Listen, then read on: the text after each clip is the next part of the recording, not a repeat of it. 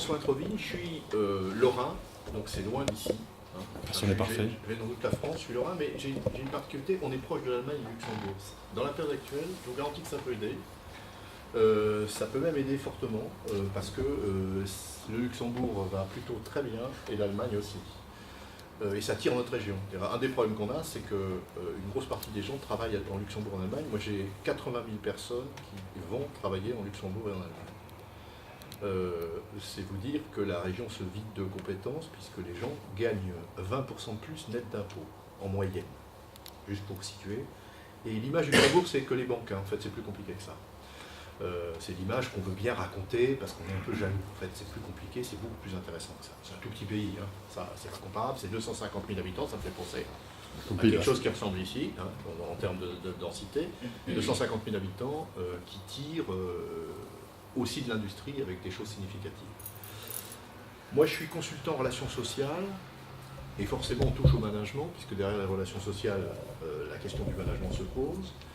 Mon métier, c'est en gros 4 domaines d'intervention. Le premier, c'est tout ce qui touche la négociation sociale, et comme vous êtes tous des, entre guillemets, contraints, pour une grosse partie d'entre vous, dans votre métier, de négocier pour sauver votre marge, votre peau, et assurer votre avenir, la négociation sociale a une particularité par rapport à la négociation commerciale, c'est que la négociation commerciale, on sait que l'autre pourrait être intéressé par nos produits. Dans la négociation sociale, c'est pas sûr. On peut avoir un type qui ne veut pas acheter. Donc c'est beaucoup plus compliqué. Donc négociation sociale. On apprend beaucoup, quand on accompagne de la négociation sociale, de la qualité du management et de la capacité d'avoir un patron qui est un patron, parce que là, ça se voit. Parce que quand il pétoche, ça se voit. Ça se voit bien. Donc, premier sujet, négociation sociale. Deuxième sujet, encore plus intéressant, c'est le conflit social. Je ne vais pas vous foutre la choucoumoune, mais quand c'est arrêté chez vous et que vos gars ils s'arrêtent et qu'ils ne sont pas d'accord, c'est un choc thermique assez développé. C'est-à-dire que c'est quand même très difficile de se trouver dans une situation où les types posent le travail en disant on n'est pas d'accord, on s'arrête, on est en grève. Donc moi je travaille sur des conflits sociaux, beaucoup, et là la qualité du management c'est un sujet clé. Souvent on ne voit pas venir. Premier sujet, comment c'est possible qu'on n'ait pas vu venir? C'est impossible de ne pas voir venir. Aujourd'hui, tous les conflits, on ne les voit pas venir. Et deux, quand on me réveille dans la nuit pour me dire est-ce que je vous dérange, ça vous montre dans quel état est le pauvre type qui m'appelle, il me dit en général 3 choses. Pas 4, 3. Il me dit 1, avec tout ce que j'ai fait pour eux, me faire ça à moi. Ça relève de la psychiatrie, ça. Hein, c'est-à-dire, il y a une espèce de rapport avec les salariés de dépendance. D'accord. La deuxième chose qu'il me dit, ils font grève et c'est pas le moment. Si vous voulez, si vous pouvez m'indiquer quand est-ce que c'est le moment. Bon. Et la troisième chose qu'il dit, ce qu'il demande, on a chiffré, c'est n'importe quoi, c'est énorme. Alors, il y a une règle de base dans un conflit social, ce qu'il demande n'est jamais la raison pour laquelle ils sont en grève. Donc, si vous cherchez la raison de la grève dans ce qu'il demande, il n'y arrivera pas. Donc, la grève, le conflit, le moment difficile où on va voir si on a un patron, si on a une équipe de direction. Là, on va le voir. Mais, parce qu'on ne peut pas faire semblant là, c'est trop difficile. Et là, on est dans une relation. Est-ce qu'on est capable de construire une relation solide? Troisième métier, j'accompagne l'entreprise dans tout ce qui est logique sociale. Et le dernier point, j'accompagne des opérations compliquées. Alors vous êtes ici, je parle avec des gens qui sont dans le développement. On fait des choses fusion-acquisition, des choses un peu d'accompagnement humain et social de fusion-acquisition, des équipes de management qu'on rapproche. Mais on fait beaucoup de fermeture de sites et des choses extrêmement difficiles d'un point de vue humain. Le type qui doit annoncer que l'usine est terminée, quand les types ont 25 ans d'ancienneté, il n'est absolument pas préparé à faire cet exercice-là. Et ce n'est pas la qualité du PowerPoint qui va changer la situation. Là, c'est la dimension humaine de je suis contraint de faire quelque chose de très difficile, comment je vais le faire pour qu'il y ait le moins de casse possible, parce que de toute façon, je n'ai pas le choix. Donc ça, c'est mon environnement, mon monde, dans une région qui a peut-être eu une crise d'avance, puisqu'en Lorraine, on a eu l'effondrement de la sidérurgie, qui fait que quand je fais le tour ici et que je vois cette belle aciérie qui se développe, ça me fait chaud au cœur. Ça va pas très bien avec le paysage quand même. Hein. Quand on va à Biarritz, les vacances, la mer, le truc, et qu'on voit l'aciérie qui crache du feu, là on se dit il y a une erreur de casting ou quoi. Bon. Mais ceci dit, c'est une superbe industrie et je trouve intéressant le développement, puisque ils sont en train de construire un laminoir, c'est-à-dire que quelque part on est en train de développer une activité sur des niches et c'est un choix extrêmement intéressant, parce que c'est générateur d'emplois et c'est aussi une activité industrielle lourde, importante. Et si j'avais eu le temps, j'aurais bien fait un tour cette nuit pour aller voir un peu comment ils travaillent, parce que c'est mon monde, je le connais par cœur celui-là. Voilà. 2 mots de mes clients, je travaille beaucoup dans l'industrie. Alors dans votre région, je ne suis pas beaucoup venu Le plus près que je suis venu, c'est là, dans une usine que j'adore, mais qui est en train de... Il pleut dans l'usine, donc c'est un peu compliqué. Je suis beaucoup dans l'industrie automobile et dans l'agroalimentaire, pour aussi, et c'est nouveau depuis quelques années, pour des entreprises familiales, parce que je pense que dans le monde d'aujourd'hui, l'entreprise familiale a une vertu extraordinairement plus développée que l'entreprise capitalistique pure, financière d'abord, c'est qu'elle a un sens du métier, souvent du territoire, et elle a une relation aux salariés, pas toujours mature, mais assez proche. Voilà. Et ça, c'est un point important. J'ai la chance de travailler pour deux très très belles entreprises familiales. La première s'appelle Sodebo, qui est en Vendée. C'est un apprenti charcutier qui a créé une boîte de 2000 personnes. Et la particularité, c'est que cette boîte de 2000 personnes, c'est des villages, et il n'y a pas de syndicat, il y a 2000 personnes. C'est pas parce qu'il fait les ferrailles pour qu'il n'y en ait pas, c'est parce qu'il n'y a pas lieu d'en avoir. Je n'ai pas le temps de développer cette idée, mais une boîte où on a compris que la seule chance de salut, c'était l'innovation permanente, sortir des nouveaux produits, qui vont être copiés par les grands groupes, donc il faut s'en sortir beaucoup et avant, pour pouvoir avoir toujours un coup d'avance. C'est la survie. Et en même temps, il faut travailler avec les marques distributeurs. Pour faire du volume, on est obligé de travailler avec les marques distributeurs. Mais on essaye de développer sa marque. Et puis une autre entreprise que j'adore, qui m'a amené à un autre monde, c'est Pochet. Pochet, c'est les gens qui fabriquent tous les flacons de luxe, de parfum. Vous savez que l'industrie française de parfum est très installée en France, puisque Hermès, Chanel et Dior ont une grosse partie des activités en France. Et 90% des flacons de parfum au niveau mondial sont fabriqués en France. Donc on a cette chance-là dans des unités qui font 1600 personnes. Hein. Ce n'est pas une petite usine. 1600 personnes, c'est très main-d'œuvre. Et c'est des œuvres d'art en millions d'exemplaires. Donc c'est une industrie extrêmement développée. Et là, seule l'innovation peut permettre de maintenir ces emplois en France vu le coût du travail. C'est soit on est capable de faire des produits fous, et comme on a de l'expérience et un peu d'avance, on arrive à maintenir notre avance, soit ça partira évidemment en Chine ou ailleurs. Donc c'est un défi extrêmement important. Et dans ces deux cas, on est une entreprise familiale. Donc je découvre les vertus de l'entreprise familiale. Je découvre aussi quelques côtés un peu archaïques de l'entreprise familiale, mais qui est accepté compte tenu des vertus. Voilà un petit peu. J'ai choisi de vous parler de management et d'abord de faire une première photo sur l'entreprise qui n'est pas la PME. Quels sont les 5 tares majeures que j'entends quand je fais un audit, parce que je passe beaucoup de temps dans les usines pour essayer de discuter avec les gens, ce que font pas assez les managers. Les managers vont souvent dans l'usine pour filer du boulot ou demander pourquoi ça n'a pas marché. Moi j'aime bien être dans l'usine pour flâner, discuter, écouter, questionner. Notamment la nuit, parce que la nuit c'est là qu'on voit le mieux. Hein. Et la première chose que je vois, c'est est-ce que le patron il vient la nuit. Hein. C'est-à-dire que souvent quand je discute avec un patron, j'ai jamais vu un patron qui m'a dit moi je suis jamais sur le terrain. J'ai que vu des patrons qui m'ont expliqué qu'ils étaient toujours sur le terrain. Alors je les crois, sauf que je vérifie. Donc on fait des rendez-vous la nuit, par exemple chez Danone on fait ça la nuit, et je vois quand on circule la nuit à 2h du matin, il y a un ouvrier qui dit vous êtes perdu, c'est-à-dire qu'il ne vient jamais. Voilà, en gros. Donc c'est très important le contact vrai et le questionnement des salariés, la proximité. Et aujourd'hui on a les mails qui nous enlèvent de la proximité. On a toute une génération qui pense que quand je t'ai fait un tweet ou je t'ai envoyé un mail, j'ai communiqué. Ça ne marche pas comme ça. Ça veut dire que l'information, c'est le mail, et la communication, c'est j'ai besoin de sentir mon patron qui m'explique un truc. Et j'ai besoin aussi de qu'il m'écoute.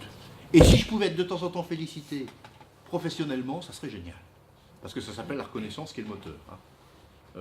Ça, je trouve que c'est important, donc je vais parler de ça. Donc ça, c'est un point important. Donc le management, pour moi, ça se passe au pied des machines avec les gens, quand on a des machines et des gens. C'est fondamental. Alors j'entends 5 tares quand on regarde l'état des lieux. La première tare, c'est de plus en plus, dans un certain nombre de groupes, il y a un éloignement des centres de décision. C'est-à-dire que le type qu'on a, on est à peu près sûr qu'il n'en sait pas beaucoup plus que nous, qu'il n'est pas sûr de ce qu'il va raconter, qu'il ne peut pas tout nous dire, et peut-être il ne sait pas. Ça veut dire en fait, on n'a plus aujourd'hui des décideurs, alors que dans l'entreprise familiale, on a le patron propriétaire, et juste à le voir circuler dans l'atelier, on voit s'il est en forme ou pas. Parce que les gens vous connaissent par cœur, hein, vous imaginez pas à quel niveau ils vous connaissent. Hein. Ils savent qu'aujourd'hui, c'est peut-être pas le bon jour pour vous parler, mais que quand au rugby on a gagné, c'est peut-être là qu'il faut y aller, si le patron est très rugby, hein, ce qui est quand même assez courant par ici. Donc il y a des moments. Donc premier sujet, on a véritablement une entreprise qui est de plus en plus désincarnée, qui va être très difficile à donner du sens. Ça c'est le premier truc que j'écoute. Notre patron, il fait une carrière, il ne va pas rester, il va être remplacé par un autre, et il ne sait pas nous dire où on va. Premier point. A contrario, se dire que dans la PME, c'est pas possible que ça existe. Encore que, on peut imaginer qu'à un certain âge, quand le capitaine a un certain âge, c'est innovant et acquis pour faire la culbute, et est-ce que ça l'intéresse que ça continue? Ça peut être un sujet. Bon, j'aime bien la provoque. Bon. Le deuxième point, c'est le point clé, y compris dans la version que je découvre française. C'est on ne sait pas reconnaître le travail accompli. On ne sait pas féliciter les gens. Tous les briefings, tous les débriefings, vous avez déjà 6, c'est pour ceux qui ont fait un peu de formation management, c'est je dis 2 trucs positifs pour dire un truc négatif. Et les mecs n'écoutent pas les 2 trucs positifs parce qu'ils se disent ça, c'est cosmétique. Maintenant, il va nous dire vraiment ce qu'il a envie de nous dire. D'ailleurs, il n'a pas le même cœur quand il nous parle des choses qui vont pas, des choses qui vont bien. Là, il faut reformer, à commencer par le patron, pour positiver dans les briefings. Vous ne pouvez pas, absolument pas, motiver des gens en leur parlant toute la journée de ce qui ne va pas. C'est pas possible. D'ailleurs, si vous passez une journée où on ne vous dit que ce qui ne va pas, je ne sais pas à quoi vous vous accrochez. Donc, premier point, on a du mal à dire merci, on a même du mal à dire bonjour dans certaines entreprises, et on a beaucoup de mal à reconnaître les gens parce que certains considèrent que si je les reconnais, ils vont me demander une augmentation. Or, ne vous inquiétez pas, même si vous ne les reconnaissez pas, vous la demandez. Parce qu'ils sont normaux, parce que, y compris vous, vous avez envie d'avancer. Donc je ne vois pas pourquoi ils ne pourraient pas avoir envie d'avancer. Donc le premier point, c'est reconnaître les salariés. Et on n'est pas dans le monétaire, je suis dans l'entreprise à dimension humaine qui reconnaît les salariés, pas de façon monétaire. Alors ne me faites pas dire que le monétaire ne compte pas, mais pensez que par le monétaire, on réglera le problème de l'ambiance de travail et la motivation des gens, et donc de la productivité, est une vision fausse. Parce qu'à EDF, il ne serait jamais arrêté, il ne serait jamais en grève, il serait heureux puisqu'il gagne nettement plus que tous les autres.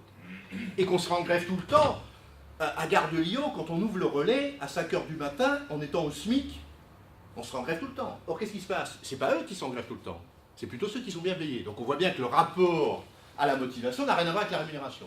Entre guillemets, rien à voir. S'il suffisait de payer les gens pour les motiver, on aurait déjà épuisé la question du management. Or, la reconnaissance, c'est un point clé. La fierté du métier, la capacité de reconnaître que mon patron regarde ce que je fais et me dit quand c'est bien. Ça veut dire que, par exemple, on met des top 5 en place, ce qu'on fait dans l'automobile, mais moins mécanisé, moins lean. Le lean va tuer l'entreprise parce qu'il va vider les acteurs. Comme ISO poussé à l'extrême, ça fabrique du ISO sado-maso. D'accord? Puisque vous dépossédez les acteurs de leur savoir-faire et de leur dimension personnelle d'action sur les choses, puisque tout est écrit par des intellectuels qui ont défini la règle. Et en plus, on est certifié, on est content. Il faut être certifié, mais il ne faut pas être con. Il faut être certifié et laisser les gens s'exprimer dans le boulot. Il faut arrêter d'étrangler les mecs. Je vois le lean, comment il se développe dans certaines entreprises. Je dis, mais vous avez enlevé le cerveau, faites du Taylor au carré. Donc à un moment donné, il faut faire du lean. Oui, le lean apporte des choses, indiscutablement. Mais il faut s'arrêter avant la catastrophe totale. Donc quand vous cumulez tous les ISO qui existent, c'est une bonne nouvelle. Après, ce qui m'intéresse, c'est comment les gens le vivent. Parce que le ISO, c'est super. ISO plus mail égale, on n'a pas pu envoyer la commande parce que c'était pas aux normes. Que fait-on? Hop, j'ai fait mon boulot. Ah non, t'as pas fait ton boulot. Si tu es chez FedEx, quand les avions se croisent, comment tu fais? Tu es obligé de prendre des décisions parce que tu as bien la checklist des Américains qui dit si t'arrives ça, tu fais ça, si t'arrives ça, tu fais ça. Mais ce qui a marqué, ça t'arrive jamais. Et ce qui t'arrive, c'est pas marqué. Comment on fait? Voilà. Et ça, c'est important. Donc ça veut dire, j'ai besoin d'avoir des normes, des procédures qui protègent les décisions et qui apprennent aux gens à prendre des décisions, mais je ne les enferme pas dans les normes et les procédures, sinon vous êtes organisateur de la grève du zèle. Il faut libérer, vu comment les gens sont payés avec les charges sociales qu'on paye, il faut libérer de l'énergie et de l'initiative, dans un cadre ISO, oui, mais libérer l'initiative et l'énergie. Parce qu'on est un pays où on a des initiatives et de l'énergie. Et il faut la faire développer et pas l'enfermer. C'est vraiment un point important. Et c'est pas si simple. C'est facile à dire, c'est plus difficile à faire. Je vous donne un seul exemple que j'ai trouvé extraordinaire chez FedEx. J'ai travaillé pour FedEx, je travaille encore pour FedEx, j'aime beaucoup cette boîte. C'est une boîte de fou. Hein. D'ailleurs, en gros, la promesse, c'est tout colis déposé à 16 h est à 10 h à New York. Sur le tarmac de Roissy se croisent 80 avions. Ah, il est tous prévu qu'ils arrivent à l'heure. Sauf que quand il y a de la neige à Memphis ou il y a de la neige à je sais pas où, l'avion n'arrive pas à l'heure. Sauf que le pari, c'est les avions, il faut qu'ils se croisent. On charge et on décharge. C'est ça le métier. Donc on a toutes les procédures. Ah ouais, ça c'est bien. Et comment je fais? Il me faut l'intelligence et l'expérience des gens. Pour dire, si j'ai raté l'avion là, si on rattrape par l'avion là et on récupère par là, ça peut marcher. Et je préviens mon réseau de potes qui vont m'aider à faire que ça marche. Et pour faire vivre le système, ils ont fait deux choses. La première, ils ont inventé ce qu'on appelle les Bravos Zoulous. Alors quand on dit, nous on a un truc super, c'est les Bravos Zoulous, je me suis dit, ils avaient embauché un mec d'Afrique du Sud. Et en fait, non, pas du tout. Les Bravos Zoulous, c'est un truc, le pouvoir qu'on donne aux chefs d'équipe, au premier niveau hiérarchique, qui manage une équipe. Et auprès des avions, les équipes, c'est les 24 heures du Mans. C'est-à-dire les mecs se regardent, parce que pour charger un avion, on ne se parle pas. On se regarde et on est calé, comme quand on change les roues aux 24 heures du Mans. Et ils ont donné le pouvoir au chef d'équipe, et ils l'auditent après. Tout chef d'équipe qui a repéré que quelqu'un dans son équipe a fait quelque chose d'exceptionnel, pas de bien, il peut déclencher 4 procédures sans avis du manager supérieur. Il peut faire une lettre simple du patron pour dire merci pour ce que vous avez fait. Ça, dans certaines entreprises, si tu fais ça, tu es la risée de l'entreprise. Mais dans certaines entreprises, ça a du sens quand ton patron t'écrit en te disant merci. Il peut déclencher 50 €, 80 € ou 100 €, sans demander l'avis du chef. Pourquoi ils ont fait ça? Parce que si le mec il a fait quelque chose de bien, il faut que je croise mon chef. Des fois il est en forme, des fois il n'est pas en forme. Des fois il a le budget, des fois il ne l'a pas. Ça prend un certain temps. Et quand je donne la prime au mec, il ne sait plus pourquoi il l'a. Donc il faut arrêter de faire des conneries comme ça. Quand il a une prime, c'est instantané. Et on gère le pourquoi de la prime. Et c'est le chef qui la gère. Et c'est lui qui l'a décidé. Et bien sûr, c'est audité. Ils sont 2000 au hub de Roissy. On fait 500 à 700 Bravo Zoulou. Tout le monde vous parle que de ça. Deuxième exemple. Je prends que des exemples simples. Je suis chez Kiabi. La mode à petit prix. Comme quoi on fait des boulots intéressants. Je suis aussi spécialiste chez Pinky. Bon, je rigole. Donc j'aime bien visiter le magasin et j'aime bien voir comment on manage. Parce que quand vous visitez le magasin, il y a deux possibilités. Il y a le patron, il écrase les salariés quand ils passent dans les rayons et il vous explique. Et puis il y a le patron, il profite de la visite pour valoriser les gens qui font le boulot. D'accord? C'est deux techniques managériales. Et plus l'entreprise est technologique, et plus j'ai vu que la tendance naturelle, c'était d'écraser. Pourquoi est-ce qu'on parle de technologie? On parle moi des avions à Airbus, j'y comprends rien. Le mec qui parle des avions, du fuselage, du machin, de la résistance, des trucs, des... On s'en fout, je suis pas venu pour ça. Il n'est même pas centré sur moi. C'est comme le type qui parle de rugby, il y a des mecs qui aiment le foot. Si ton équipe, ils n'aiment pas le rugby, ils leur parle pas de rugby. C'est parce que toi, tu aimes le rugby que tu vas inonder tout le monde de rugby. Tu parles de rugby avec ceux qui aiment le rugby. Enfin, ça paraît logique. Sinon, les mecs, ils te voient arriver, ils vont me parler de rugby, l'autre. Bon. Chez Kiabi, un jour, dans un magasin, on me dit, j'ai pas le temps de te recevoir parce que j'ai un truc à faire. Visite avec Viviane. Donc je visite avec Viviane. C'est intéressant, hein, visiter avec Viviane. Elle m'explique tous les univers. Bon. Enfant, machin, mode, femme, homme, tout ça. Senior, tout. Impeccable. Et à la fin, moi, je sais pas quoi lui dire à la pauvre fille, là. Je lui dis, mais comment vous faites pour savoir tout ça? Et la fille me dit, mais monsieur, je suis cintre d'or. Alors, au siège, on m'avait parlé des cintres d'or. Je me suis dit, encore ça, c'est un truc, une invention nouvelle du management, genre le mine orange du père machin, là. Sauf que la différence fondamentale, c'est que ça a du sens pour les gens. C'est-à-dire qu'un cintre d'or dans la maison, il a plusieurs missions. La première, c'est qu'il connaît tous les univers parce qu'il y a travaillé. La deuxième, c'est qu'il est capable d'enseigner rapidement à toute personne intérimaire, capable très vite d'occuper le poste et de lui donner envie. Et la quatrième, il est porteur de la culture de la boîte et du métier. Dernier point sur un autre sujet, j'adore essayer de comprendre la motivation des salariés. J'ai travaillé au Train Bleu à la gare de Lyon, c'est intéressant, surtout quand on fait des réunions dans le restaurant. Et j'aime bien, moi, aller observer des gens au travail. Vous les regardez travailler, hein, c'est voir qu'est-ce qui les anime. Et j'ai un gars, là, de plus en plus dans les restaurants NASA, il est chargé dans les grands restaurants de veiller à ce que le client a commandé, c'est ce que la cuisine a préparé. Parce qu'en fait, c'est une carte indicative, parce que toi, tu veux pas des carottes, tu veux pas des navets, tu t'aimes pas les machins, bon, tu veux du kiwi, bon voilà, des trucs impossibles. Donc il faut que le type à la cuisine, il le fasse. Et il y a un mec, il est chargé de vérifier, est-ce que le bon est conforme à ce que la personne a commandé. Et le gars là, il crie tout le temps. Vous le voyez de 11h à 15h, il crie tout le temps. Donc je le chope à la fin et je lui dis, comment vous vivez votre boulot? Il me dit, j'adore. Donc là, je me dis, là, je suis tombé sur un cas. Donc je lui dis, pourquoi, qu'est-ce que vous adorez? Il me dit, vous savez ce que j'adore? C'est que ça passe vite. Si vous ne comprenez pas ce qui motive vos salariés, vous êtes dans vos grilles ressources humaines. Il veut progresser, il veut se développer. Il y a des mecs qui veulent simplement travailler à Biarritz. C'est con. Pourquoi? Parce qu'ils veulent faire du surf. Et leur truc, c'est, je veux un boulot à Biarritz et t'occupes pas de mon développement, il me faut du temps pour faire du surf.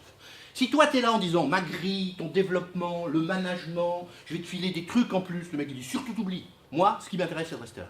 Donc, dans le développement, il faut changer sa grille, il faut s'adapter aux gens. Et ça ne se voit pas du premier coup.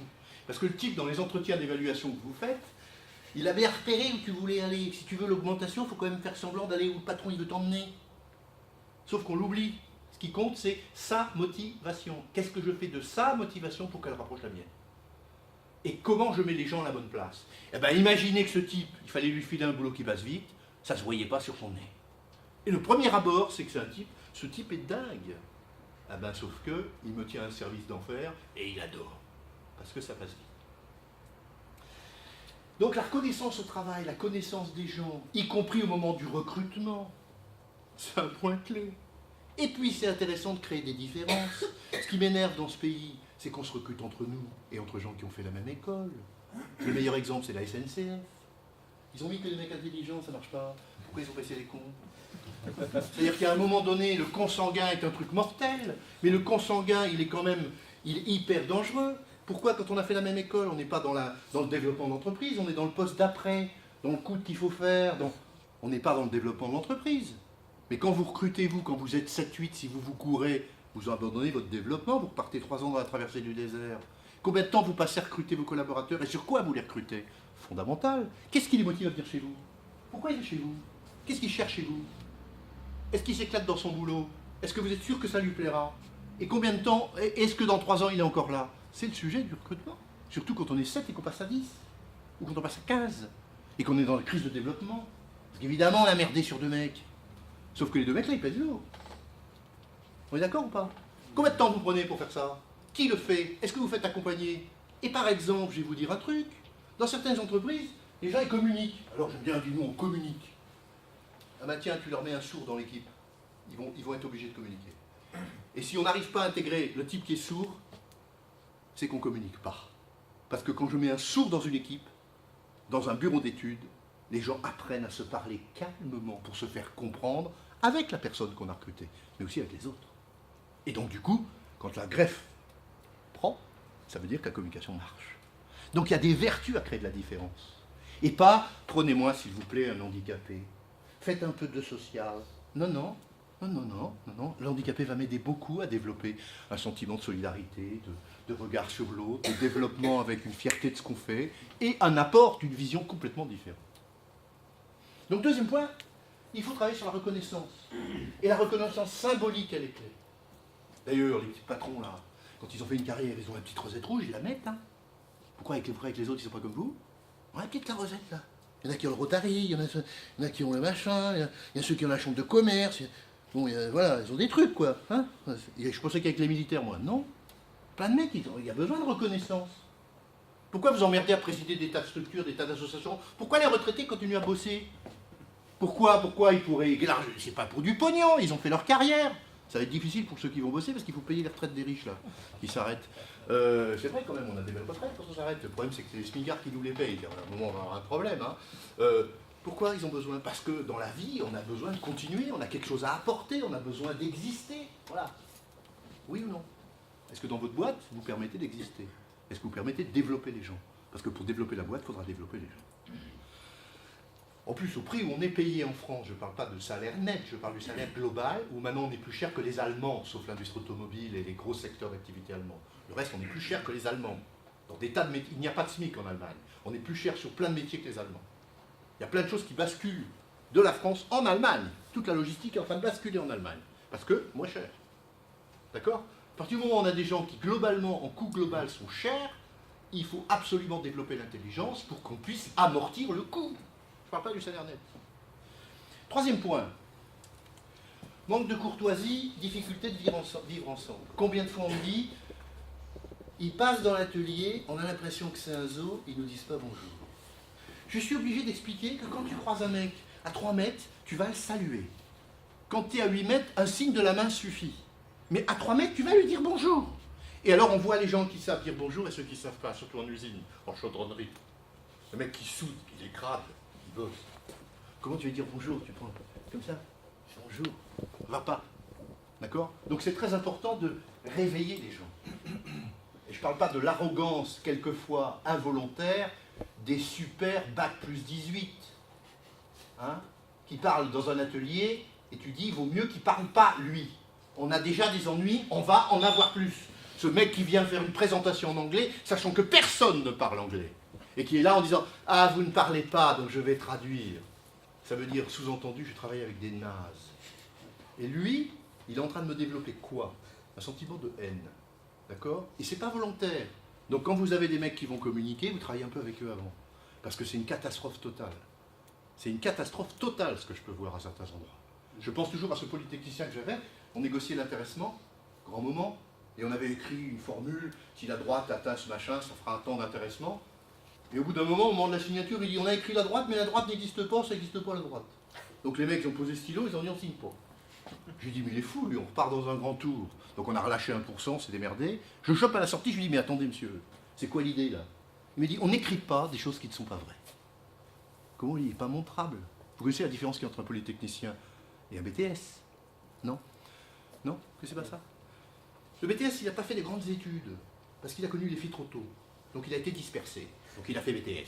Les BTS, c'est des gens qui n'ont pas été au bout, ils sont arrêtés au milieu, alors ils sont nini. Voilà, ils sont emmerdés, quoi. Et dans l'entreprise, on leur dit souvent. Et le polytechnicien, il a connu les filles trop tard. Vous voyez la différence? Donc quand vous les mettez ensemble, c'est très très compliqué.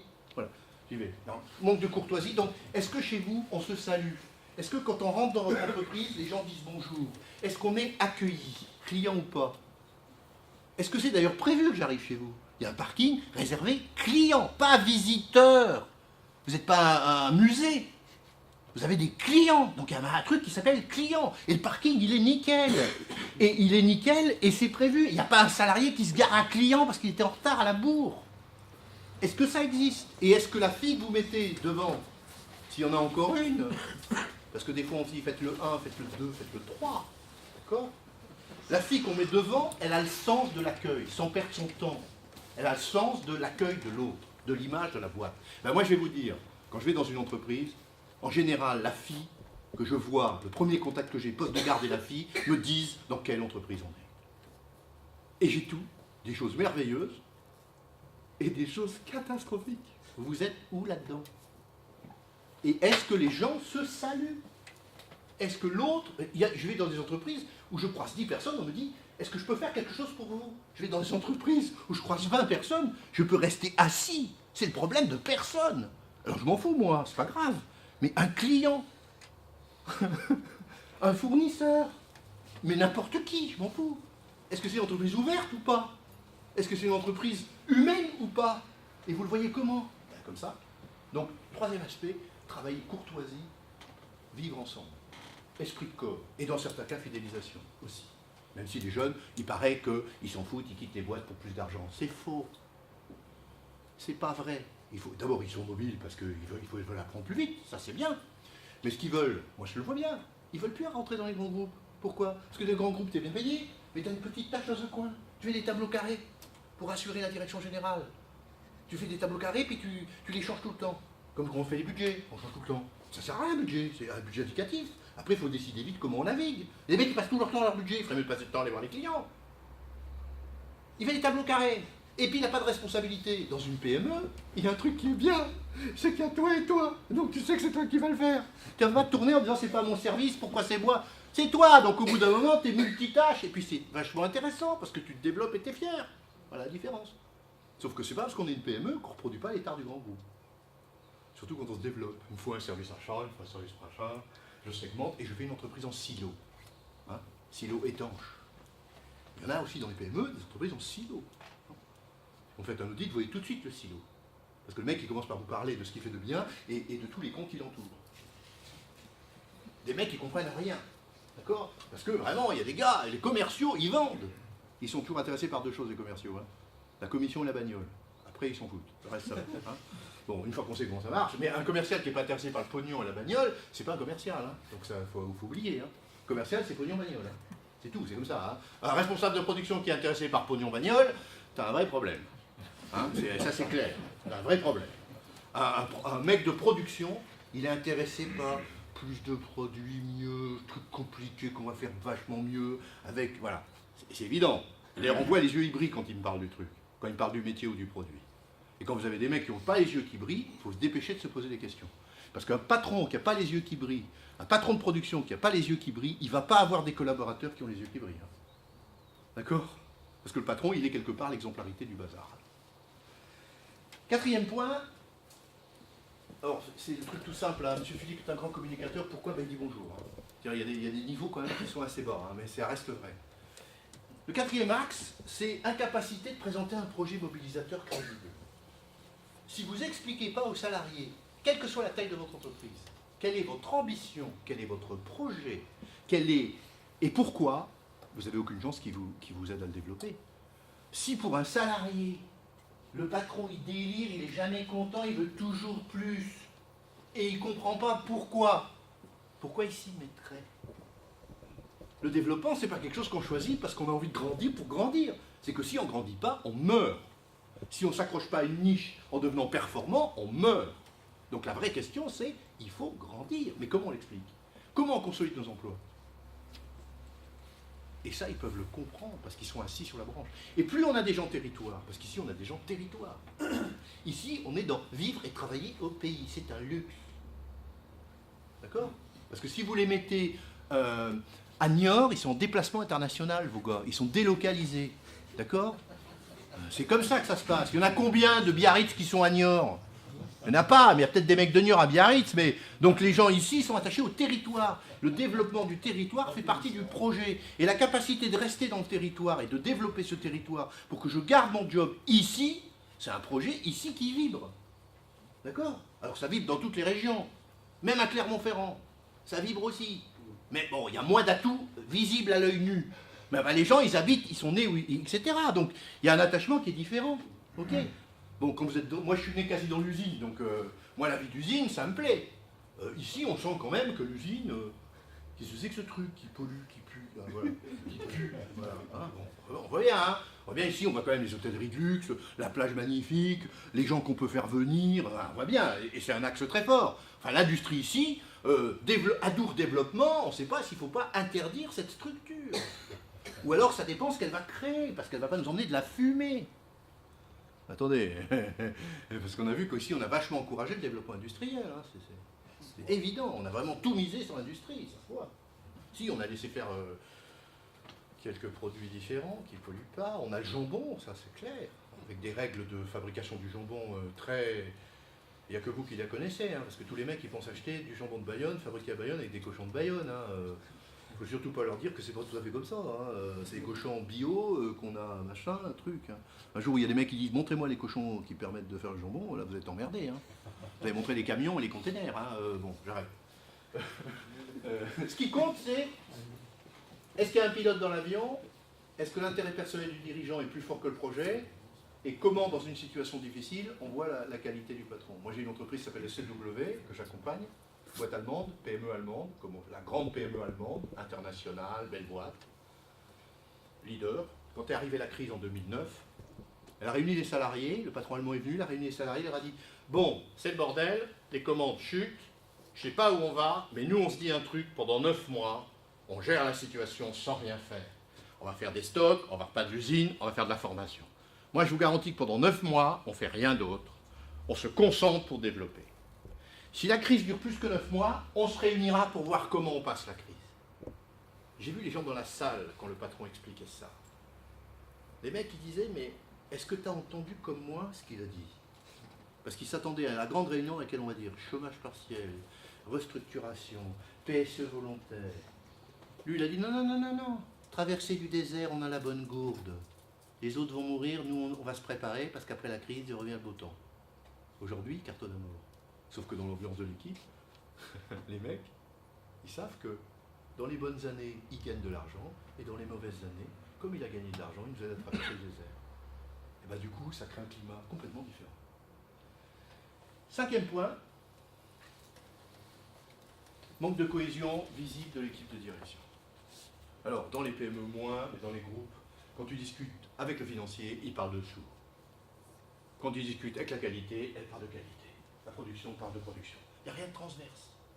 Il n'y a pas de codir, il n'y a pas de comex, il n'y a pas ce qu'on veut. On les appelle les comics chez nous. D'accord? Il y a des boîtes, franchement, on se demande comment ça marche. Qui crée la notion même d'équipe de direction? Une équipe de direction. Ben, je vais vous dire, même dans une PME, il va falloir une équipe de direction. Une équipe, quoi. Et puis de temps en temps, on dit comment tu vois les choses? Qu'est-ce que tu en penses? Comment tu ferais? Ne serait-ce que pour que les mecs se mettent à converger. Comme j'aime bien les entretiens individuels, la question qui tue, c'est tu te vois où dans 5 ans? C'est quand même marrant les mecs qui voudraient que toi, tu t'occupes d'eux et eux s'occupent pas d'eux. Tu te vois où dans 5 ans? Ah ben quand tu te poses la question, tu te vois où dans 5 ans? C'est un gros problème ça. Je me vois où? Merde. Ah, je pensais que c'était toi qui prévoyais où j'allais aller. Ah ben non, c'est toi. Tu te vois où dans 5 ans? Ou, qu'est-ce que tu as envie d'apprendre que tu ne sais pas aujourd'hui? Comment tu as envie de te développer? Sur quoi on va t'aider? Nous, on va te dire sur quoi, qu'est-ce qu'on a besoin. Toi, tu te vois comment par rapport à nos besoins? Est-ce que ça te plaît, ça? Avec les jeunes, c'est évident que c'est ça qui va fonctionner. Hein. Le gamin, déjà, ça commence par éviter de lui donner un Fisher Price. Hein, un Nokia qu'on a eu pas cher. Parce qu'un gamin, il est né avec un téléphone. Il est dans la dernière version du truc parce que lui, il est palmé pour vivre avec.